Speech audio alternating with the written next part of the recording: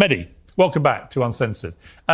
Listen, you and I have talked about this war in Gaza for ever since it started, this phase of the 75-year conflict. And I have resisted going as far as you have done in your criticism of the Israeli government. I resist no more.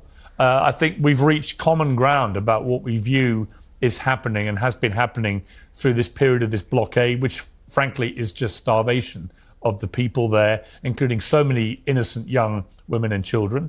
And I think that the incessant bombing and killing, and we don't know how many civilians have been killed, but it is on a daily basis. It looks like hundreds of people every day, with no apparent attempt, it seems to me, to have any real plan for how this ends or what happens when it ends, other than if you look at what Smotrich has been saying, probably the most right-wing member of a very right-wing government, he is talking in a genocidal language about kicking all the Palestinians out. So I think you and I have reached a place in the last few weeks where we are in agreement.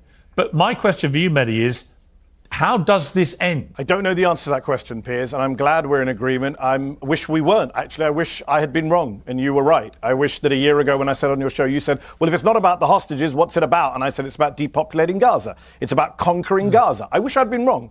But as you said, Bezalel Smotrich, the finance minister in the Israeli government, said this week, we are there to conquer, cleanse, and remain. Those are his words. We are disassembling Gaza, he said. We are leaving it as piles of rubble. He says, we're doing something that no one's done in the world before. He bragged out loud, and he said, yes, the Gazans will have to leave. So all of those things are stuff some of us were saying last year. I wish we hadn't been vindicated in this horrific way. The killing is ongoing. The starvation is ongoing.